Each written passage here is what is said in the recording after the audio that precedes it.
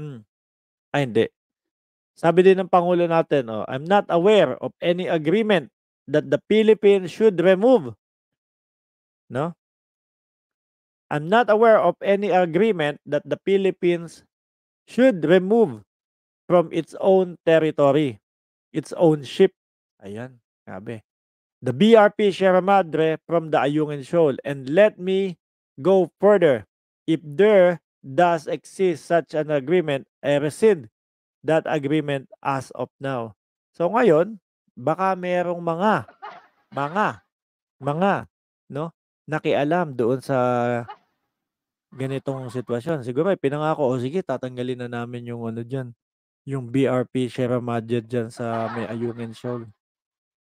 No, kaya ngayon siguro iniisip ng China, "Oh, bakit hanggang ngayon nandito pa din? Ba't hindi pa din tinatanggal 'to?" Oh, sino kaya yon? So, ibig bang sabihin nito, eh, may traidor? Ano po, kasi mismong ating pangulo, eh, hindi alam na kumbaga may agreement na kailangan tanggalin yung BRP Sierra Madre doon sa may Ayungin Shoal. Oh, ibig po sabihin nito may tumatraidor? Kaya nga may plan B, nalalaman pa yang mga yan. Trek Sevilla, pinakamurang bansa ang kinaroroonan ni Sir Mark, playground ng mga billionaires. So, ano po ang ibig sabihin niyan, mga kababayan, 'di ba? Baka merong nagdesisyon, nangako sa China na, "O sige ganito, pagdating ng panahon ay aalisin na namin yang mga nakaharang na 'yan, 'no, para dire-diretso na ang China, 'no, sa mga gusto nilang gawin sa ating, kumbaga sa teritoryo natin, lalo na sa katubigan, 'no." Dumako tayo mga kababayan dito, ewan ko sino 'tong si Manuel Lacerna. Sabi kasi dito ni Pia Gutierrez, "Watch President Ferdinand Marcos Jr. denies Beijing claims that the Philippines has agreed to remove the BRP Sierra Madre from the Ayungin Shoal." O yan nga po, kaduktong nun, no? President Ferdinand Marcos Jr. denies Beijing's claim that the Philippines has agreed to remove the BRP Sierra Madre from the Ayungin Shoal. So talagang may nakipag-agreement, may talagang nakipagkasundo. Ang tanong, sino kaya iyon? Napakialamero na iyon,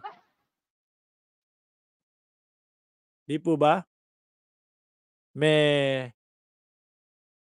nakikialam po, 'no? May sumisira sa diskarte ng ating pangulo, mga kababayan. At sa taas po niyan nakalagay, eto po, sabi ni Manuel Lacerna Jr., "It looks like Junjun Marcos." Kung nakikita niyo naman po ang ating presidente ang nandiyan sa mismong picture, ano, tawag niya Junjun Marcos.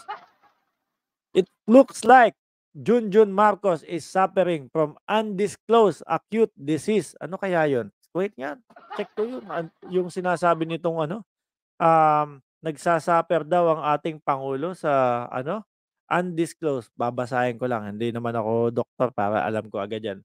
Undisclosed, o tapos acute, wala naman lumalabas dito, 'no? Meron ba talagang ganyang sakit? Acute, oh, disease, oh, wala pa ding lumalabas. COVID-19, oh, what are the asthma, broken bone, bronchitis, burn, common cold, flu, heart attack. Yun lang yung lumabas sa'kin, eh. Kung ano-anong maisip nitong sakit, ano. So, undisclosed acute disease, he looks very sick. Tingnan niyo nga po, ulitin natin yung taas natin yung picture. Parang ang ginawa lang dito, sinakto lang dun sa pagkakaganito nung ano, pagkaka-picture ng pangulo, ano. Siyempre 'di ba meron tayong mga kuha, mga kababayan, na yung tipo bang, "O sige picture," hindi tumugma doon sa gusto mong, kumbaga dun sa gusto mong image. Minsan may mga ganito tayo, tapos iisipin ng mga 'to, may sakit na daw ang ating pangulo. Oh, he looks very sick, unlike Rodrigo Duterte. I hope Junjun would be open to the sovereign Filipino people about his health condition. Eto eto na naman 'tong mga 'to, 'no? Gumagawa na naman ng issue. Ang ginawa nila, "Oh, sakto mo, isakto mo, i-post mo yung, video na yan, isakto mo na mukhang may sakit ang ating pangulo tapos ipaalam natin sa mamamayang Pilipino, naku yung presidente natin, eh, may sakit at malala na yung sakit." Ginawa din po nitong mga 'to kay Pangulong Duterte yan, eh, dati, 'di ba? Yung pangulo niyo may sakit na para lang kumbaga para lang sabihin, "Oh, i-ano niyo na yan, impeach niyo na yan o kaya palitan na kasi hindi na okey ang kalusugan ng pangulo." Anak ng tinapa sa mga ang ginawa nila siguro, eh, video 'to o picture, kumuha nung picture na talagang yung matiyempo sa ganyang itsura ng ating pangulo. Eh, lahat naman po tayo may ganyan mga bossing, eh, 'di ba? May ganyang mga kuha. Kaya lang tayo ang sasabihin natin, "Uy, delete mo 'yan, ang pangit ko diyan."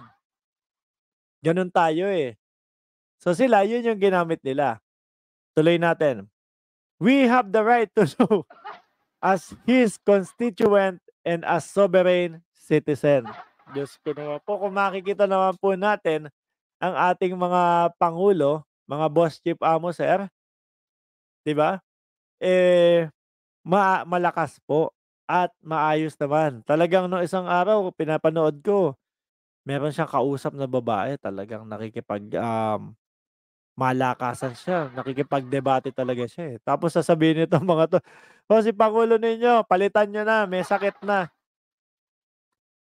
Sabi ni Ma'am Trexie Villa, "Ha, ha, ha, may sakit palang gano'n, undisclosed acute disease ang mga amplaya." Wala po akong nakita talaga, eh. Junjun Marcos daw, sabi ni Jessie G. Eh, di ibang tao na 'yan, OGAG pala 'yun, eh. Kasi ang nakita ko lang dito, eh, ang ating pangulo. Oh, tapos ewan kung ano bakit tawag nila kay Pangulong Bongbong Marcos, eh, Junjun. Siguro junior or alam niyo naman po 'yan, lahat ng makakabastos, 'yun po yung kanilang sasabihin, 'di ba? Sabi ni Ma'am Nita Flor Asotige, "Siyempre sobrang pagod and puyat ang presidente sa sobrang dami ng ginagawa." Sama niyo na po yung sasabihin nila, "Oh, may bagyo, may lindol, may kung ano-ano, nasaan ang presidente?" Lagi po 'yun yung hashtag nila, paulit-ulit po. Marcela Mercado, asan ba 'yun? More power, Sir Mark. Salamat po. Watching from Samar kahit maulan. Naku, maulan pala diyan. Ingat po kayo at, 'wag na kayong lumabas ano. Another fake news, sabi ni Mercy Dial. Again, ng mga dilawan, walang magawa. Totoo po, 'no? Last, ang kaya na lang nilang gawin ay magbigay ng kung ano-anong names kasi hanggang diyan lang ang utak nila. Grabe siya, tama.